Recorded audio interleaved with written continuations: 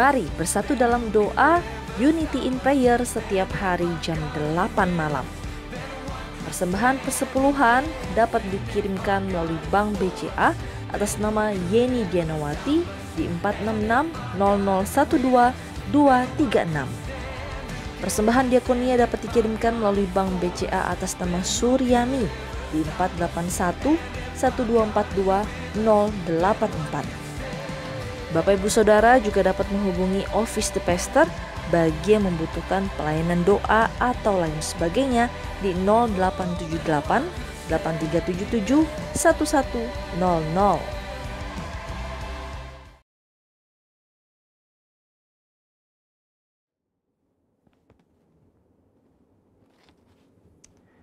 Shalom semuanya. Di dalam Voice of Pentecost hari ini kita akan membahas seorang tokoh yang luar biasa di dalam Alkitab. Dia adalah Musa. Terbukti 65 kali Alkitab mencatat bahwa Tuhan berbicara dan berfirman kepada Musa. Dan tidak ada nabi lain di dalam Alkitab yang sama seperti Musa.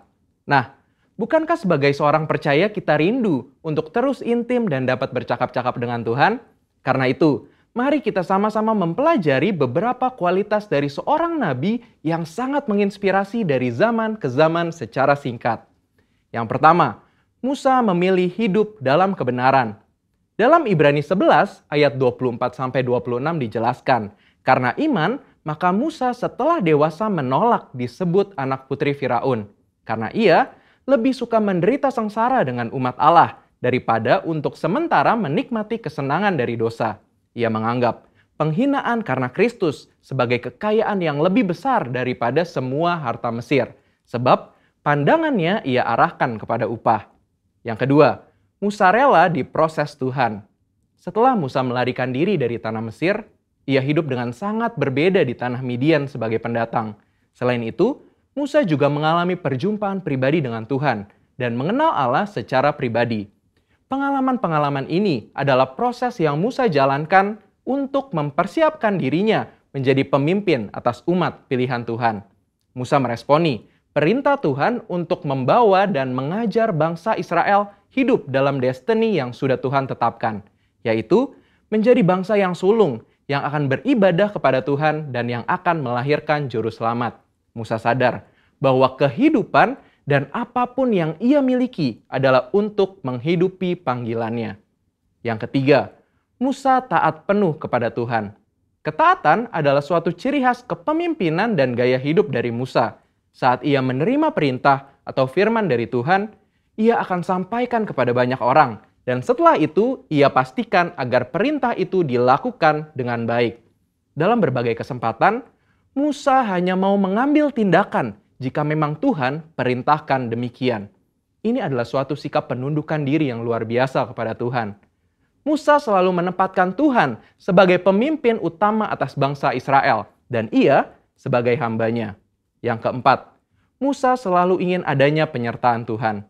Ketika bangsa Israel melakukan penyembahan kepada patung lembu emas, Tuhan memutuskan bahwa ia tidak akan berjalan bersama bangsa Israel ke tanah perjanjian, tetapi malaikat yang akan menuntun mereka.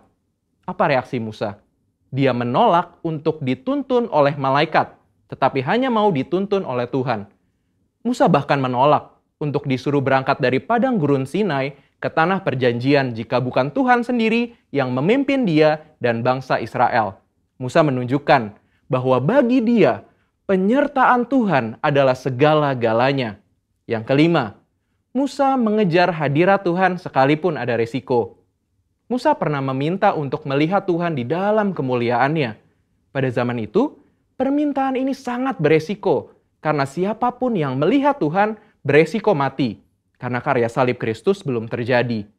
Pendeta Tommy Tenney dalam buku God Chaser menuliskan bahwa jika kita ingin benar-benar melihat Tuhan, kita harus siap mati. Mati atas keinginan duniawi, mati atas hasrat dosa, dan hidup bagi Kristus. Yang keenam, Musa bersyafaat bagi bangsanya. Salah satu tindakan Musa ketika Tuhan begitu marah kepada bangsa Israel yang melakukan dosa adalah dia bersyafaat bagi bangsa Israel. Bersyafaat artinya berdiri di hadapan Allah, memohonkan doa secara sungguh-sungguh bagi orang-orang tertentu. Tindakan syafaat Musa akhirnya membuat Tuhan mengubah keputusannya. Kita sebagai umat percaya perlu bersyafaat bagi bangsa kita. Yang ketujuh, Musa memiliki hati yang lembut. Bilangan 12 ayat 3 menuliskan bahwa Musa memiliki hati yang sangat lembut. Sekalipun waktu itu Miriam dan Harun mengatai Musa, tetapi dia memilih diam. Sehingga tidaklah mengherankan jika Tuhan begitu membelanya. Dan pembelaan yang sama Tuhan pasti berikan kepada setiap kita yang mau memiliki hati yang lembut. Yang kedelapan, Musa mengimpartasi apa yang dia terima dari Tuhan. Musa meneruskan apa yang ia terima dari Tuhan kepada orang-orang yang ada di bawahnya. Musa mengajari Yosua semua hal yang telah ia terima dari Tuhan, termasuk mengimpartasikan kepenuhan roh untuk mempersiapkan Yosua menjadi penerusnya. Jadi, kita sudah mendengar kualitas Musa yang patut kita contoh. Kita percaya saat kita melakukan apa yang Musa lakukan, maka kita pun akan menerima berkat yang sama. Biarlah di tahun integritas ini kita senantiasa selalu berusaha menjadi pribadi yang lebih baik. Saudara, untuk penjelasan lebih lengkapnya dari tim teologi kami, jangan lupa buka link yang ada di atas atau scan QR Code yang tersedia. Salam integritas, Tuhan Yesus memberkati.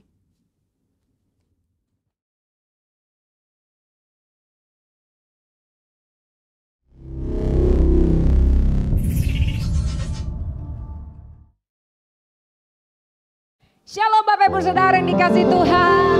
Kita sangat percaya kita boleh bersyukur memasuki di bulan Maret. Semua karena anugerah Tuhan, amin. Mari setiap kita siang hari ini datang kepada Tuhan dan buka hatimu. Berikan tepuk tangan buat Allah kita. Haleluya.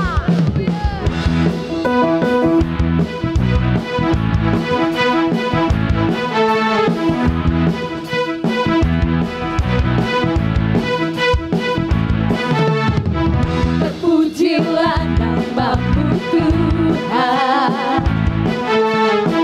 kuat dan penuh kemuliaan. Satu suara kami nyatakan, kebesaran-Mu tetap selamanya. Terpujilah namamu Tuhan, ajaib dan penuh keagungan. Satu hati kami nyatakan, Kerajaan-Mu kekal selamanya. Oh, oh, oh,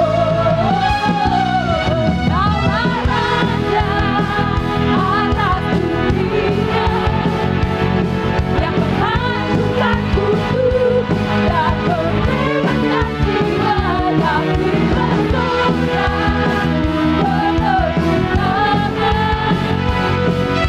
Tuhan percaya dan memberitahu selamanya.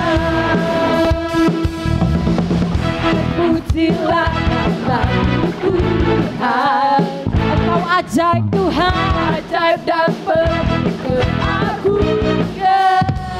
Satu hati,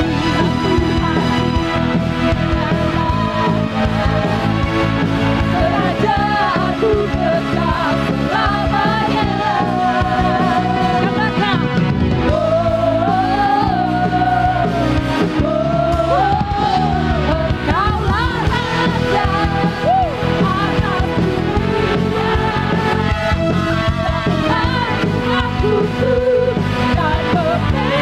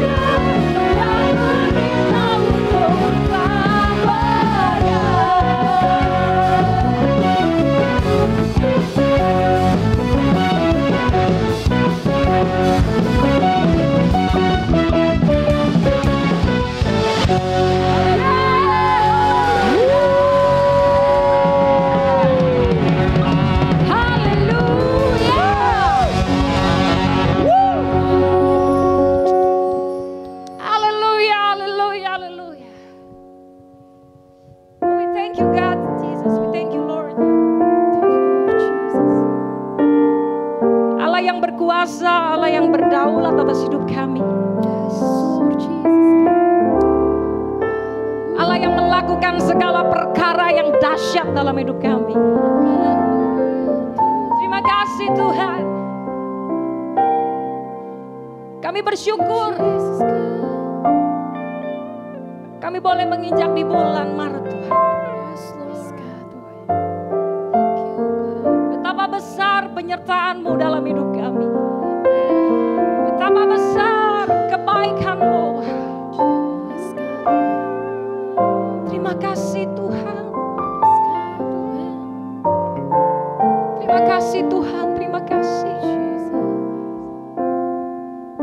Thank you Jesus. Thank you Lord.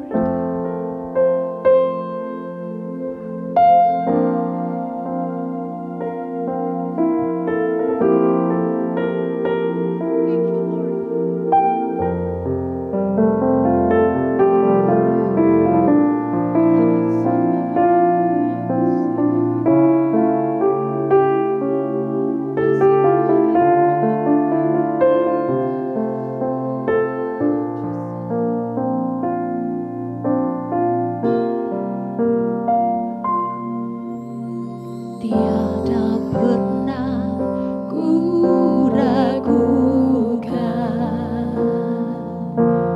kasih setiamu ya Tuhan.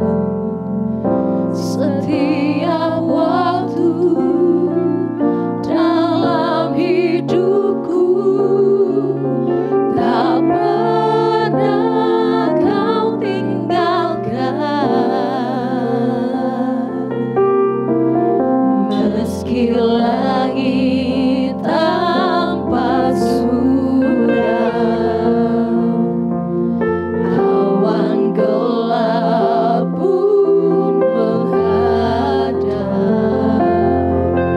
hadapi badai, lewati gelombang, tak pernah kau tinggalkan.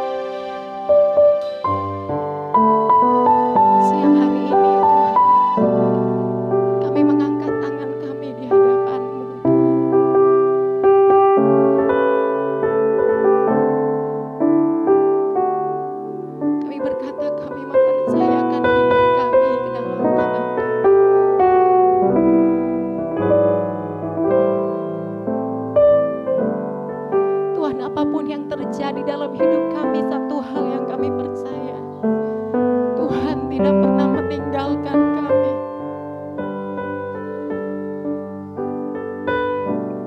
Tuhan tidak pernah melupakan kami sedetik pun.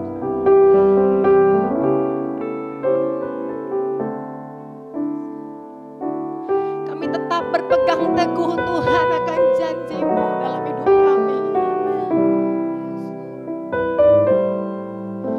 Siang hari ini Tuhan, kami berkata, kami percayakan hidup kami ke dalam tangan Tuhan.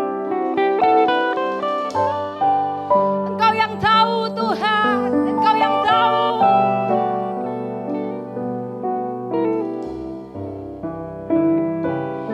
Kasih setia-Mu cukup bagi kami.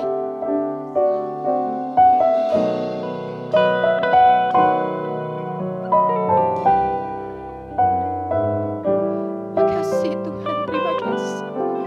Mari umat Tuhan buka hatimu. Biar setiap kita waktu kita mengangkat pujian ini, mari sungguh-sungguh nyanyikan dari hatimu, saudara. Walau 1000 rabah di sisiku, Kau tetaplah Allah penolongku. Walau 10.000 rabah di kananku, takkanku goyah, sebab Yesus sertaku. Katakan, walau 1000 rabah di sisiku, benar Tuhan, Kau tetaplah Allah, Kau penolong kami. 10.000 rabah di kananku, kami tidak akan goyah, sebab Tuhan menyertai hidup kami.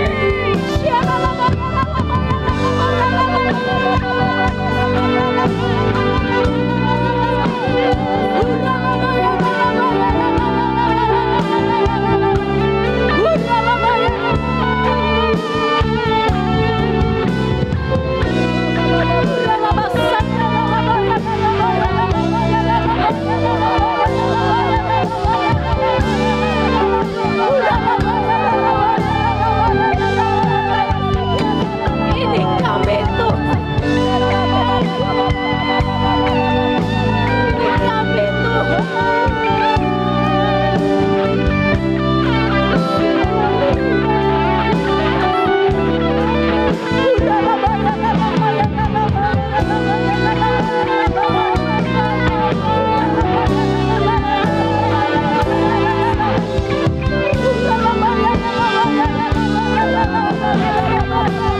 mari sembah Dia, sembah Dia.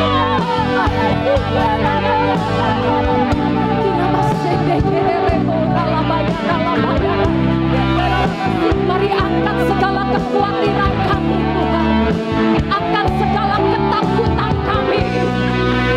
Siang ini kami percaya penyertaan-Mu cukup bagi kami Tuhan.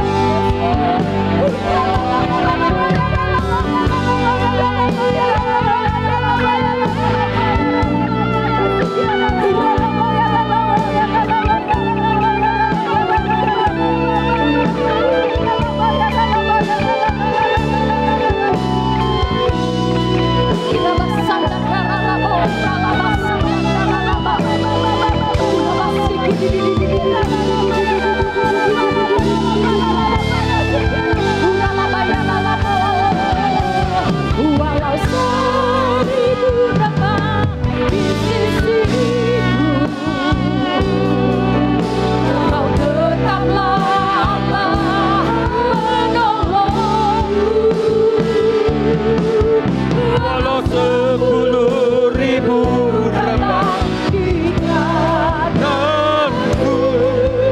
takkan ku goyah, sebab Yesus sertaku.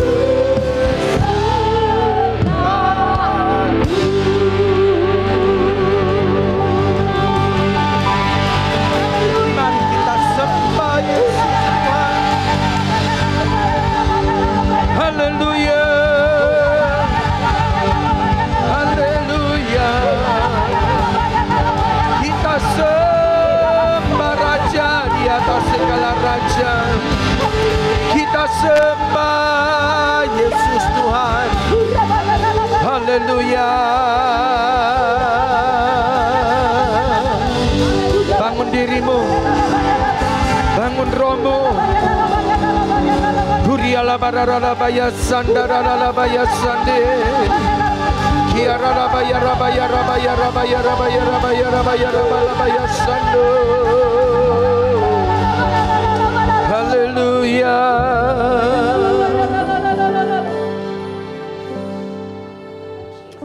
Kurarabaya shandarabaya rabaya rabaya. Urarabaya rabaya.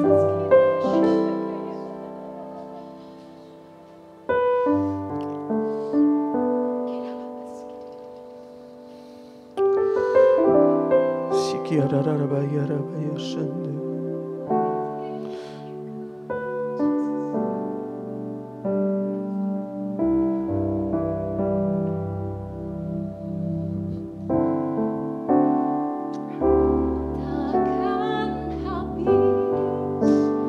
Kasih-Mu bagiku mengalir di sepanjang hidupku, tak berubah setia-Mu padaku selamanya. Kau ku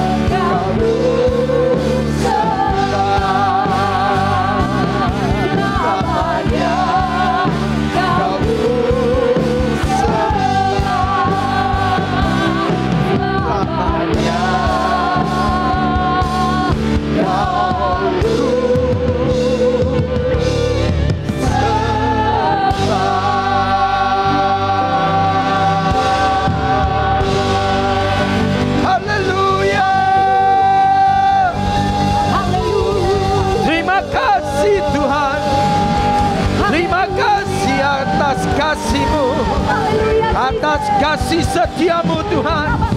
Kami mengucap syukur. Kasih-Mu tak akan pernah habis-habisnya bagi kami. Haleluya, haleluya. Kami bersyukur Tuhan, kami bersyukur bahwa kasih-Mu tak akan pernah habis-habisnya di dalam hidup kami. Setia-Mu pada kami Tuhan sungguh luar biasa Tuhan. Walaupun kadang-kadang kami tidak setia pada. Ya Bapa, kami mengucap syukur. Terima kasih. Terima kasih, Engkau baik bagi kami. Engkau luar biasa bagi kami Tuhan. Sampaikan isi hati-Mu. Sementara kami siap untuk mendengarkan Engkau berbicara Tuhan. Di dalam nama Tuhan Yesus kami sudah berdoa dan mengucap syukur. Yang percaya sama-sama kita katakan amin. Haleluya. Shalom Bapak Ibu Saudara sekalian yang dikasihi Tuhan. Tahun ini kita memasuki tahun integritas. Orang-orang yang memiliki integritas adalah orang-orang yang diperkenan Tuhan. Orang-orang yang ada di dalam perkenanannya Tuhan. Nah pada pagi hari ini kita mau berbicara juga. Saya ingin membagikan tentang integritas ya saudara-saudara. Bapak Ibu saudara sekalian, menurut Westminster Dictionary, integritas itu adalah sebuah istilah teologis untuk menunjukkan kemurnian dan kejujuran sebagaimana manusia diciptakan dalam rupa dan gambar Allah. Kita buka di dalam Kejadian pasal pertama ayat 26 dan 27. Demikian firman Tuhan.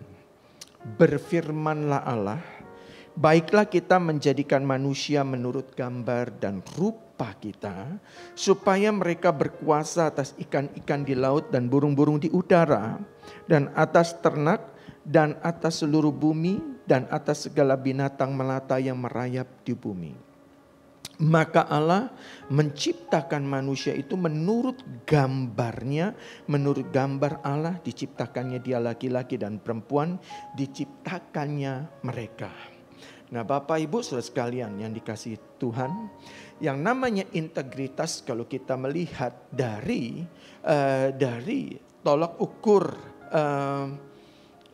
Alkitab itu adalah keserupaan dengan Kristus, ya. Itu merupakan satu integritas yang sempurna. Nah, Bapak Ibu saudara sekalian yang dikasihi Tuhan, keteladanan kita untuk kita contoh sebagai pribadi yang berintegritas itu harus bersumber kepada Kristus. Nah, karena apa saudara-saudara sekalian yang dikasihi Tuhan? Karena pada waktu awal kita diciptakan, Tuhan menciptakan atau manusia diciptakan oleh Tuhan, itu memiliki kegambaran dan keserupaan dengan Tuhan. Nah, hal ini saudara-saudara yang menjadi tolok ukur bagi kita semua. Nah, siapa yang menjadi contoh untuk hal itu? Yaitu Tuhan Yesus Kristus. Di dalam 1 Yohanes pasal 2 ayat 8 berkata demikian. Barang siapa mengatakan bahwa ia ada di dalam Dia, ia wajib sama seperti Kristus telah hidup. Nah, model untuk kita memiliki integritas ialah mengikuti cara hidup dari Tuhan Yesus Kristus. Tolok ukurnya kehidupan Tuhan Yesus. Standarnya kehidupan Tuhan Yesus. Apa yang Yesus ajarkan, itu menjadi dasar daripada kehidupan untuk kita menjadi seseorang yang memiliki integritas. Dan pasti itu diperkenan oleh Tuhan. Apa yang Yesus contohkan, apa yang Yesus perbuat, bagaimana dia berbicara, bagaimana dia bertindak, bagaimana dia berkata-kata, apa yang dia perbuat, apa yang dia lakukan. Itu patut kita contoh, patut kita tiru Bapak Ibu Saudara sekalian yang dikasihi Tuhan. Nah ini harus untuk itu Untuk kita mengerti sifat karakter pribadi daripada Kristus, kita harus seringkali membaca, merenungkan, dan melakukan setiap firman Tuhan, saudara-saudara. Nah, Bapak Ibu saudara sekalian,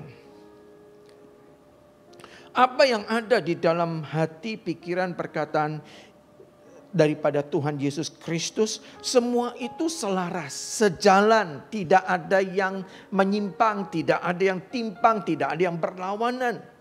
Dan selalu Yesus tunjukkan kekonsistenannya, saudara-saudara, selama dia ada di muka bumi ini. Nah, Bapak Ibu saudara sekalian yang dikasihi Tuhan, seringkali kita itu tidak sesuai, tidak konsisten.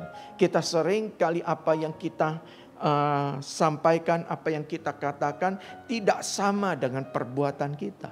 Inkonsisten, tidak sama, tidak konsisten kita, saudara-saudara.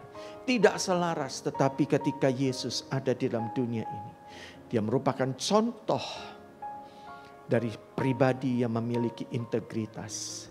Integritas yang sempurna, integritas ilahi. Nah, hari ini kita mau belajar beberapa ciri orang yang memiliki integritas. Bagaimana orang yang memiliki integritas, kita lihat contoh-contohnya di dalam Alkitab. Nah, untuk menjadi orang yang memiliki integritas, apa modal yang pertama? Yang pertama, kita buka di dalam Mazmur pasal 112. Kita baca ayat yang pertama sampai dengan ayat yang kelima. Demikian firman Tuhan. Haleluya, berbahagialah orang yang takut akan Tuhan, yang sangat suka kepada segala perintahnya. Anak cucunya akan perkasa di bumi, angkatan orang benar akan diberkati. Harta dan kekayaan ada dalam rumahnya, kebajikannya tetap untuk selamanya. Di dalam gelap terbit terang bagi orang benar. Pengasih dan penyayang orang yang adil. Mujur orang yang menaruh belas kasihan dan yang memberi pinjaman, yang melakukan urusannya dengan sewajarnya.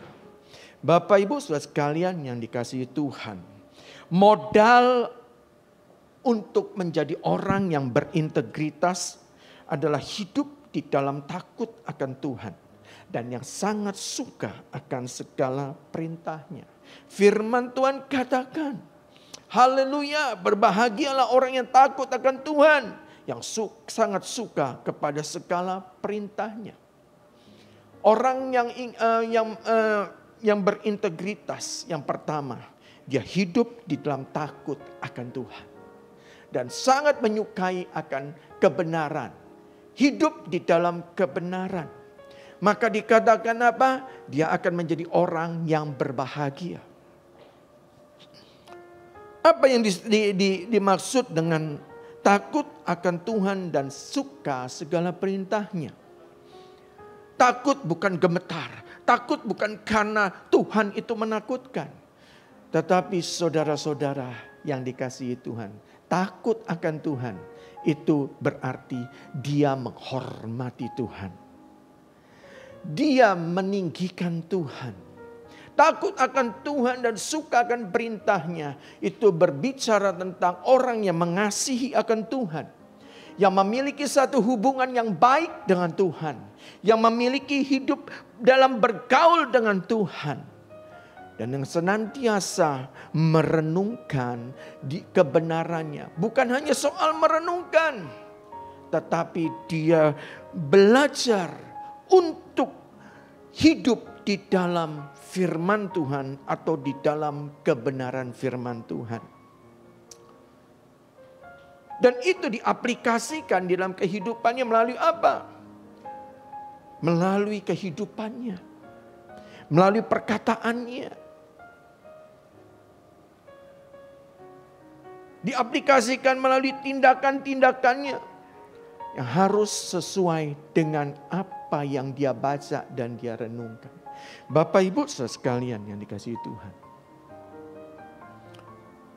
Ini pengertian dari orang yang memiliki integritas Ya, yang pertama, dia selalu hidupnya memprioritaskan Tuhan dengan segala apa yang diperintahkannya. Orang sangat suka sekali. Orang seperti ini suka sekali dengan kebenaran firman Tuhan. Dia selalu haus dan mau menggali semua apa yang difirmankan dan dia coba mengerti dengan hatinya. Dia percaya dengan apa yang Tuhan firmankan, perintahkan. Nah, Bapak Ibu Saudara sekalian yang dikasihi Tuhan, orang yang seperti ini itu akan masuk dalam kemuliaan Tuhan. Mereka akan melihat bagaimana pembelaan Tuhan. Orang yang seperti ini pasti selalu akan diikuti dengan kegenapan janji-janji Tuhan dalam kehidupannya. Kalau kita ingin semakin hari semakin serupa dengan Tuhan, hiduplah di dalam takut akan Tuhan. Intim dengan Dia, bergaul dengan Dia, hormati Dia, sanjung Dia, sembah Dia. Dan lakukanlah setiap perintah-perintah Tuhan setiap hari. Saya yakin dan percaya kehidupan kita semakin hari akan semakin berubah. Dan orang akan melihat semakin hari ada kasih Kristus, ada karakter Kristus, ada pribadi Kristus yang tercermin dari kehidupan kita. Baik pemikiran kita, baik perkataan-perkataan kita, dan tindakan-tindakan kita. Dan satu lagi, akan muncul keluar kasih yang murni, kasih yang kasih Kristus di dalam kehidupan kita yang dapat dirasakan oleh banyak orang. Bapak Ibu Saudara sekalian yang dikasihi Tuhan, dikatakan oleh firman Tuhan,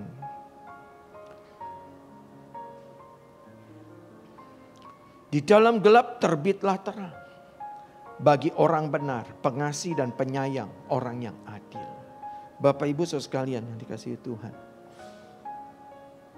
orang yang takut akan Tuhan dan menyukai kebenaran-kebenaran firman Tuhan adalah orang yang selalu membawa terang Tuhan di dalam kehidupannya, dimanapun dia berada. Dia akan menerangi banyak orang, dia akan menerangi kegelapan, dia akan menerangi kekelaman. Dia akan menjadi garam. Dan dimanapun dia berada, saudara-saudara, walaupun ada kekelaman, dia tidak pernah takut bahaya.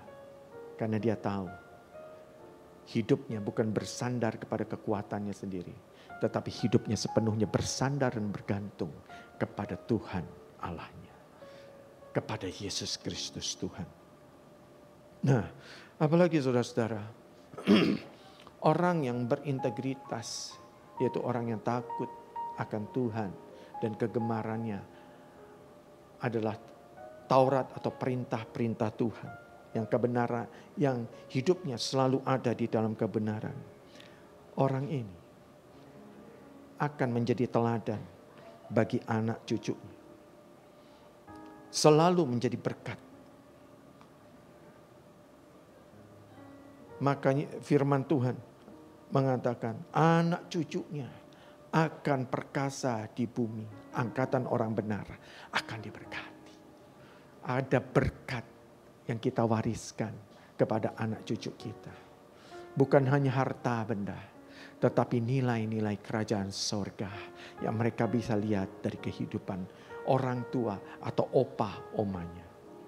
Nah, Bapak Ibu sekalian yang dikasihi Tuhan,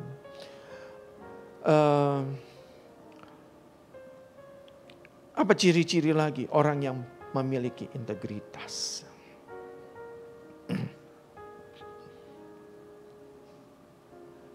Ayat yang ke-6 dikatakan demikian. Dari Mazmur tadi 112 ayat yang ke-6.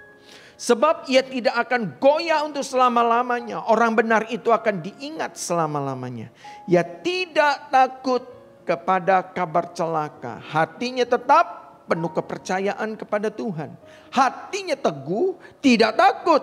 Sehingga ia memandang rendah para lawannya. Bapak Ibu Saudara sekalian yang dikasihi Tuhan. Orang yang memiliki integritas dengan dasar hidupnya. Takut akan Tuhan. Dan hidupnya didasari oleh kebenaran firman Tuhan. Maka orang ini menjadi orang yang sangat optimis di dalam kehidupannya. Dia optimis dengan Tuhan. Dia optimis terhadap kehidupannya. Tujuan hidupnya jelas. Dikatakan hatinya dia tidak pernah takut akan kabar celaka. Hatinya tetap penuh kepercayaan kepada Tuhan karena dia tahu Tuhan yang menjadi perlindungannya. Tuhan yang menjadi perisai dalam kehidupannya. Tuhan yang menjadi kota benteng hidupnya. Oh haleluya. Dia memiliki prinsip-prinsip yang teguh. Orang yang seperti ini dalam keadaan apapun dia bisa tetap tenang, saudara. Dia tidak takut dengan keadaan. Dia tidak takut dengan kondisi apapun. Hidupnya sepenuhnya. Dia percaya ada tangan Tuhan yang mengintervensi ke setiap langkah-langkah kehidupannya. Tidak ada keraguan. Orang yang hidupnya seperti ini, orang yang hidupnya saudara-saudara setiap hari akan mengalami ketenangan. Dia akan mengalami satu damai sejahtera yang tidak akan pernah habis-habisnya. Karena dia yakin setiap janji Tuhan. Dia yakin kepada siapa dia berserah. Dia bergantung kepada siapa dia berpegang, saudara-saudara, akan hidupnya.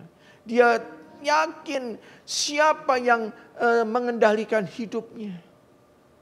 Siapa yang berperan di dalam kehidupannya. Dia tidak pernah bimbang kepada Tuhannya, kepada Yesus. Orang yang seperti ini, saudara-saudara, adalah orang yang hidupnya tenang. Walau 1000 rebah di kiri, 10.000 di sebelah kanan. Dia tetap bisa tidur tenang. Nggak gelisah, nggak khawatir akan masa depannya.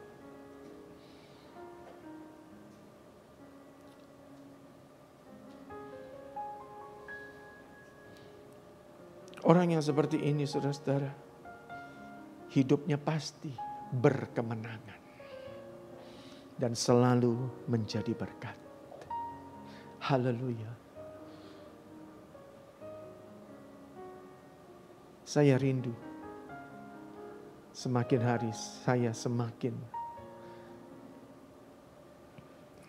menjadi orang yang berintegritas. Orang yang optimis. Kita akan melihat bagaimana melalui perjalanan kehidupan kita bersama dengan Tuhan, saudara-saudara. Pertolongan Tuhan yang tidak pernah habis dalam hidup kita. Walaupun di tengah-tengah badai dan padang gurun, saudara-saudara. Kita merasakan, saudara-saudara, kita mungkin merasakan penderitaan, kita mungkin merasakan saat-saat seperti itu merupakan satu proses. Kita akan melihat bagaimana Tuhan selalu akan turun tangan dan ujung daripada atau akhir daripada setiap pergumulan. Setiap pergumulan kita semua akan ada satu kemenangan.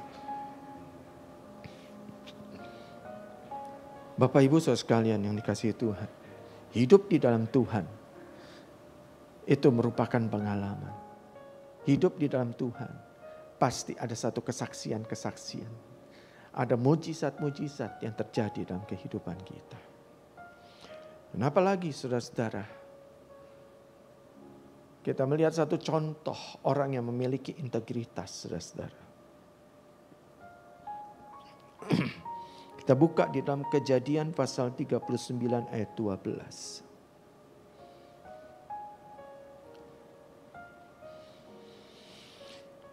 Lalu perempuan itu memegang baju Yusuf sambil berkata, marilah tidur dengan aku. Tetapi Yusuf meninggalkan bajunya di tangan perempuan itu dan lari keluar.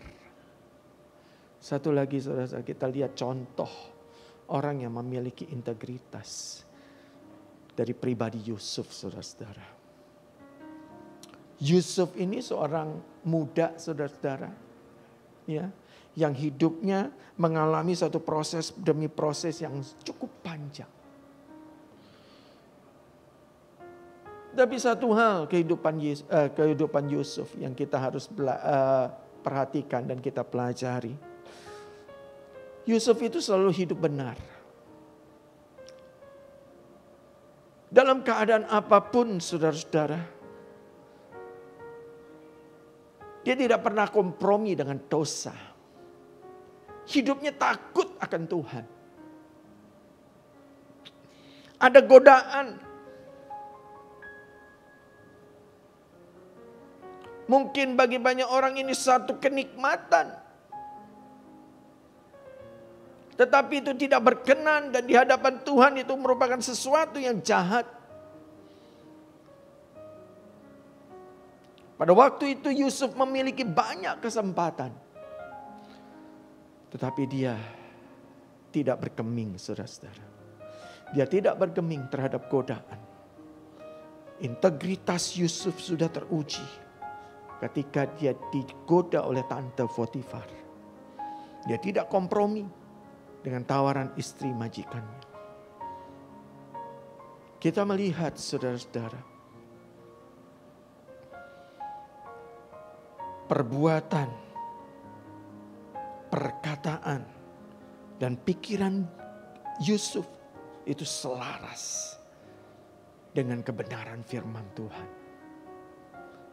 Apa yang dia hidupi, dia kerjakan. Apa yang dia hidupi, dia lakukan.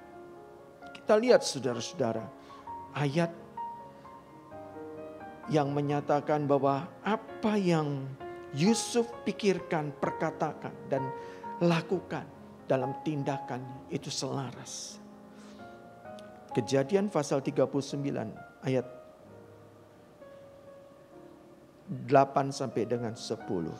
Tetapi Yusuf menolak dan berkata kepada istri tuannya itu, dengan bantuan tuanku itu tidak lagi, dengan bantuanku tuanku itu tidak lagi mengatur apa yang ada di rumah ini, dan ia telah menyerahkan segala miliknya pada kekuasaanku.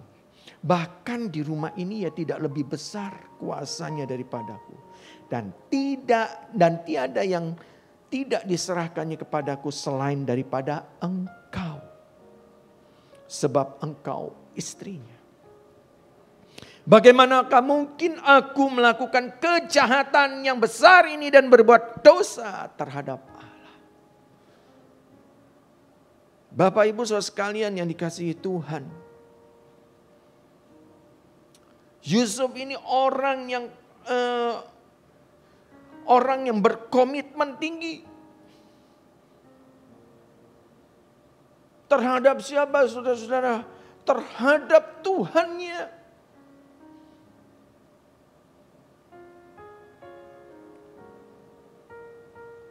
Terhadap sesama. Terlebih lagi saudara-saudara, karena dia takut akan Tuhan.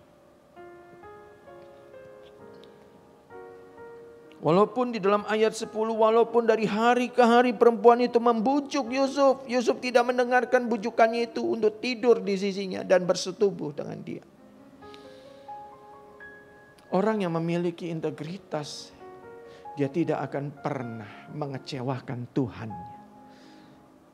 Oh haleluya. Ada berkat yang mengikuti kehidupan Yusuf, saudara-saudara. Apa yang dikerjakan oleh Yusuf dibuat Tuhan selalu berhasil. Haleluya. Orang yang tidak kompromi dengan dosa, ada berkat yang mengikutinya. Apapun yang dikerjakan oleh dia akan Tuhan buat berhasil. Oh haleluya saudara-saudara. Kita lihat ayat yang meneguhkan. Kejadian pasal 39 ayat 3 berkata demikian. Setelah dilihat oleh tuannya bahwa Yusuf disertai Tuhan.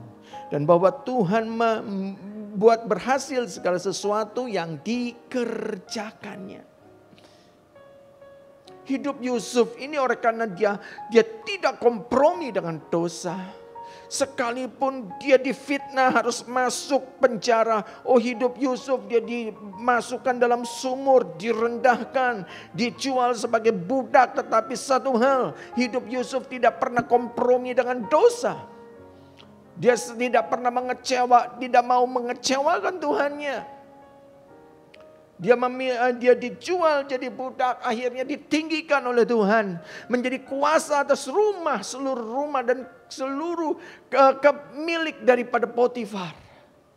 Kemudian dia direndahkan lagi, dimasukkan dalam penjara saudara-saudara. Tetapi Tuhan tetap membela dan Tuhan ada di pihaknya. Maka dari itu, kalau kita ada di pihak, ada Tuhan beserta kita. Tuhan ada di pihak kita. Siapa lawan kita? Apapun yang dikerjakan oleh Yusuf, dibuat Tuhan berhasil. Dan Tuhan selalu meninggikan dia. Bapak Ibu saudara sekalian yang dikasihi Tuhan. Sampai akhirnya Yesus menjadi orang kedua di Mesir. Dan segala sesuatunya saudara-saudara. Yang itu ada di dalam kuasa dan kendali daripada Yusuf. Hanya ada satu perbedaan.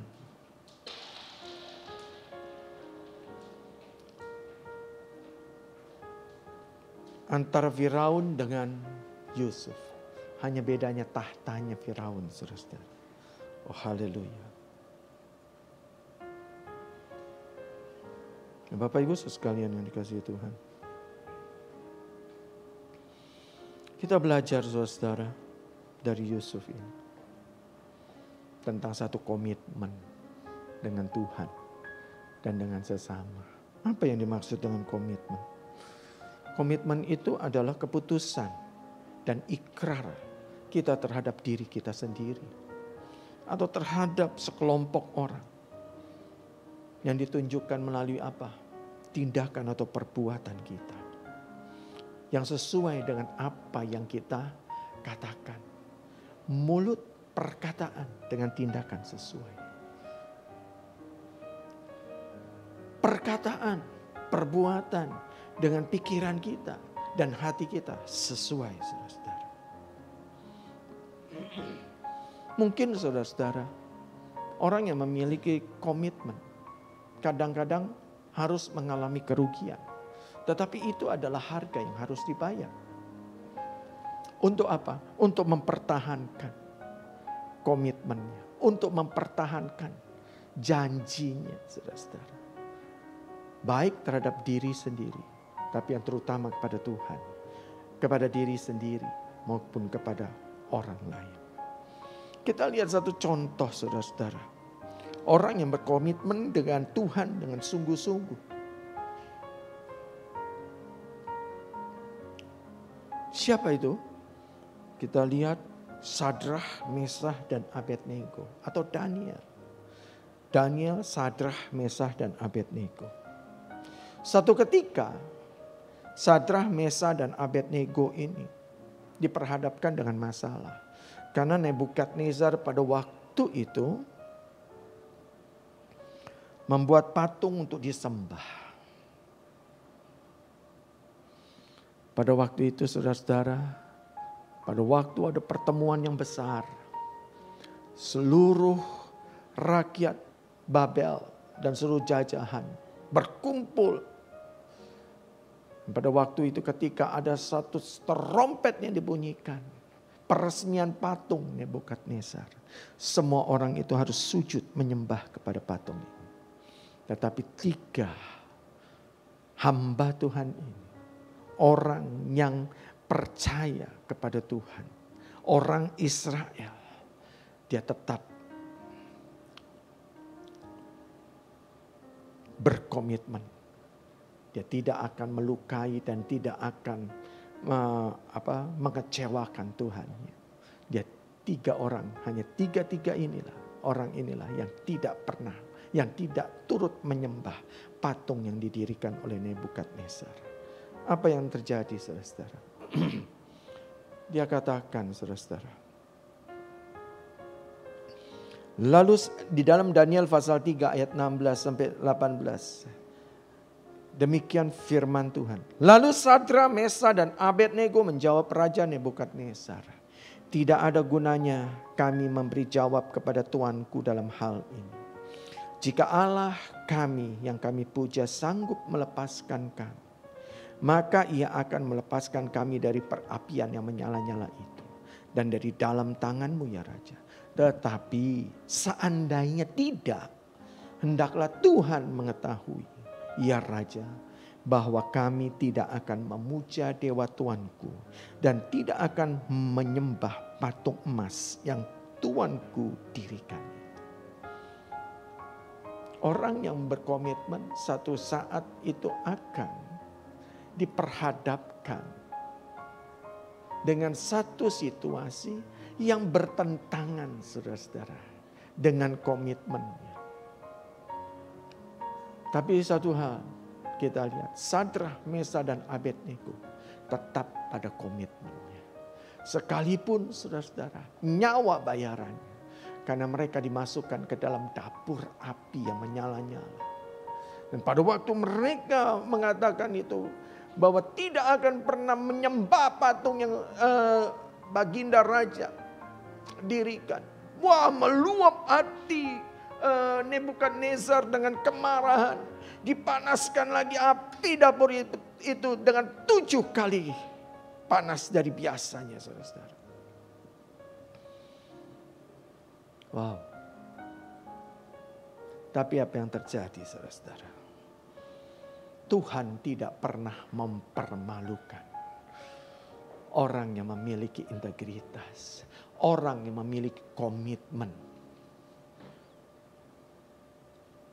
Selalu ada pembelaan, selalu ada pemeliharaan dan perlindungan serta pertolongan. Pada waktu mereka dilemparkan ke dalam dapur api, ada malaikat Tuhan yang menyertai mereka. Sehingga api tidak membakar sehelai rambut mereka. Dan itu menjadi satu kesaksian. Bagaimana pada akhirnya Nebukadnezar mengakui Tuhannya orang Israel, Allahnya daripada Sadra, Mesa dan Abednego adalah Allah yang hidup. Ada perlindungan, ada pertolongan Tuhan. Bapak Ibu saudara sekalian yang dikasihi Tuhan. Kalau kita punya komitmen, jangan takut. Kita kerjakan, kita lakukan. Maka akan selalu ada pembelaan, pemeliharaan, perlindungan serta pertolongan Tuhan. Orang yang pertama berkomitmen pada Tuhan dengan sungguh-sungguh, maka dia akan mudah juga memegang janjinya, memegang komitmennya terhadap orang lain. Orang yang punya komitmen, dia akan tetap berkomitmen dan setia kepada pasangannya, kepada pekerjaannya, kepada pimpinannya, kepada gembalanya. Sekalipun mungkin ada hal-hal yang terjadi yang tidak enak dalam kehidupan, tapi orang yang memiliki komitmen, dia tetap setia. Dan yang terakhir, saudara-saudara, ya, kita tahu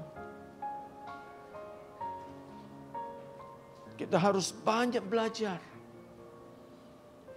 Kita harus banyak merenungkan firman Tuhan. dan melakukan firman Tuhan.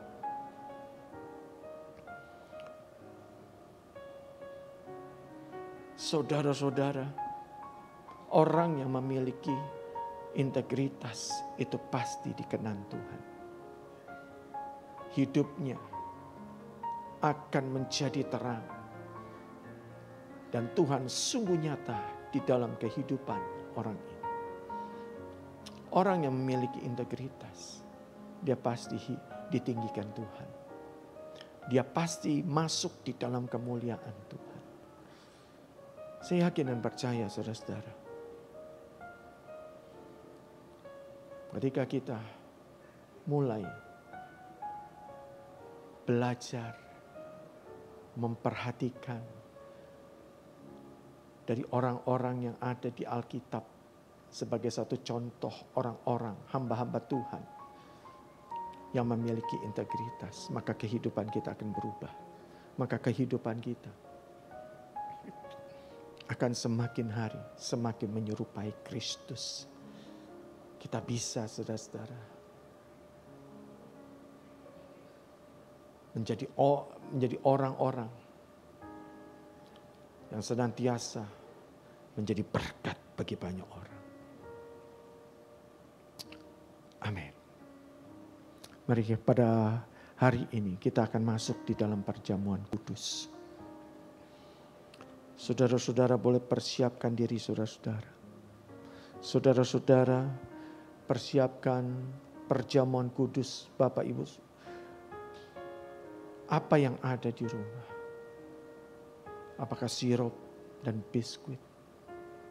Mari kita masuk dan kita persiapkan diri kita. Ibu saudara sekalian yang dikasihi Tuhan.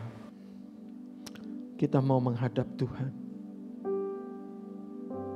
Sebelum kita mengambil tubuh dan darah Kristus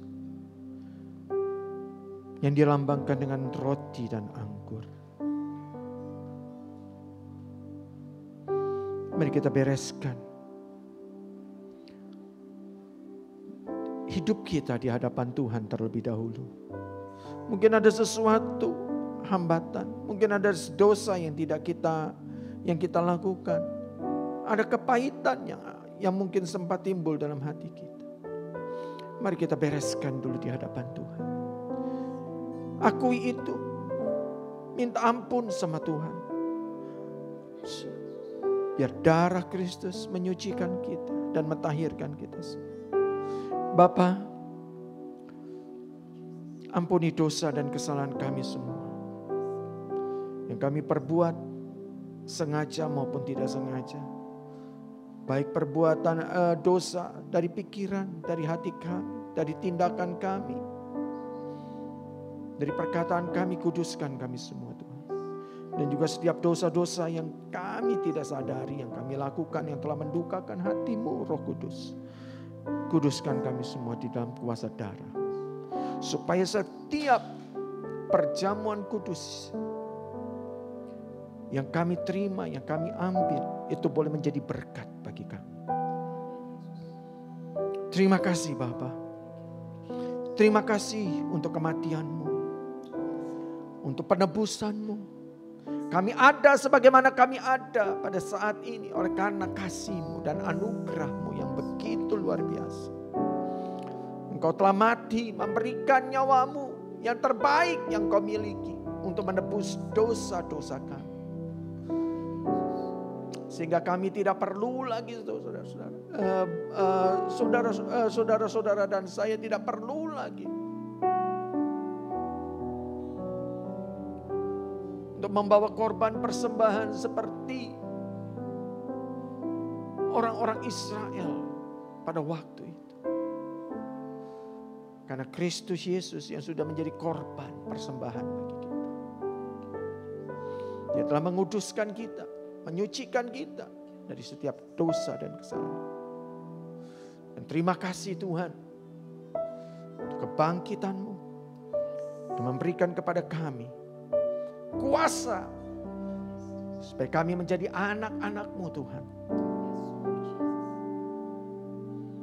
Menjadi pemenang bahkan lebih dari pemenang. Terima kasih Tuhan, terima kasih. Mari kita angkat roti di tangan kita. Sebab apa yang telah kuteruskan kepadamu telah aku terima dari Tuhan, yaitu bahwa Tuhan Yesus pada malam waktu ia diserahkan mengambil roti. Mari kita angkat roti kita. Kita angkat tinggi-tinggi. Nah, sesudah itu ia mengucap syukur atasnya. Ia memecah-mecahkannya dan berkata, inilah tubuhku yang diserahkan bagi kamu, perbuatlah ini menjadi peringatan akan aku. Bapak Ibu Saudara sekalian yang dikasihi Tuhan, bukankah roti yang atasnya kita ucapkan syukur adalah persekutuan kita dengan tubuh Kristus? Mari kita makan bersama dalam nama Tuhan Yesus.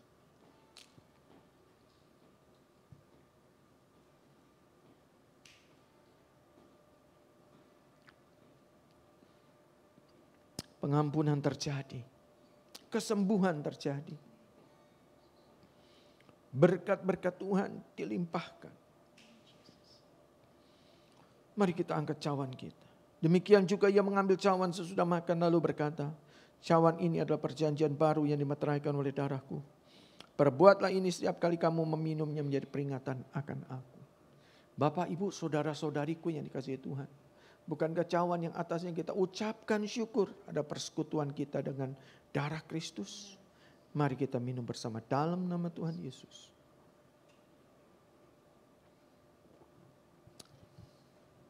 Ada pemulihan pada pagi hari.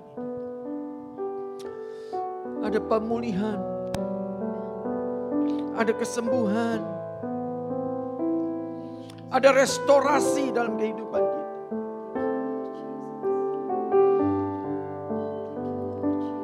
Tuntunan Tuhan semakin jelas dalam kehidupan kita. Kasih Tuhan semakin dilimpahkan dalam hidup kita. Katakan terima kasih Tuhan. Naikkan syukur. Naikkan syukurmu.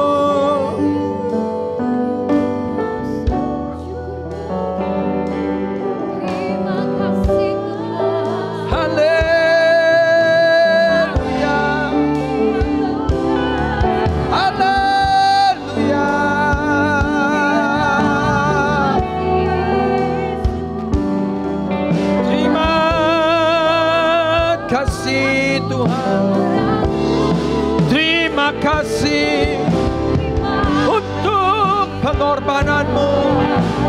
Terima kasih.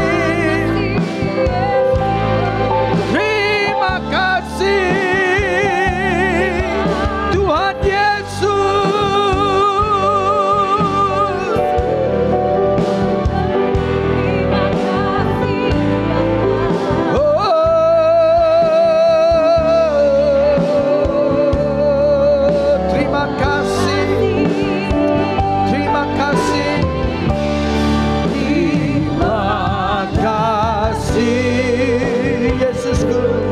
Terima kasih Yesusku, puji syukur hanya bagi Tuhanku.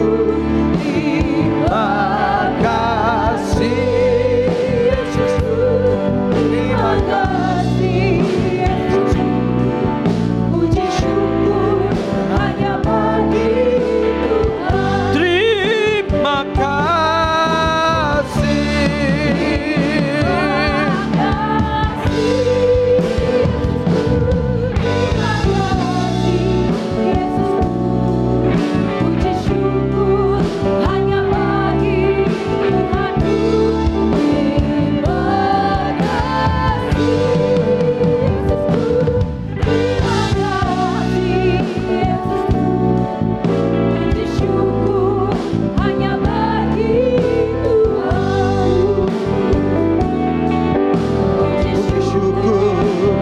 Bagi Tuhan, puji syukur hanya bagi Tuhan. Terima kasih Tuhan, terima kasih Tuhan, terima kasih Tuhan. Kami diberkati, pada pagi hari ini. Berkat-Mu limpah dalam kehidupan kami. Kami akan masuk di dalam kemuliaan. Sebagai manusia-manusia, anak-anak Tuhan, hamba-hamba Tuhan yang memiliki integritas. Ada kemenangan, ada berkat, ada kasih karunia, ada anugerah yang berlimpah-limpah yang tersedia bagi kami. Terima kasih Bapa. Hari ini jamah setiap yang sakit Tuhan, sembuhkan mereka.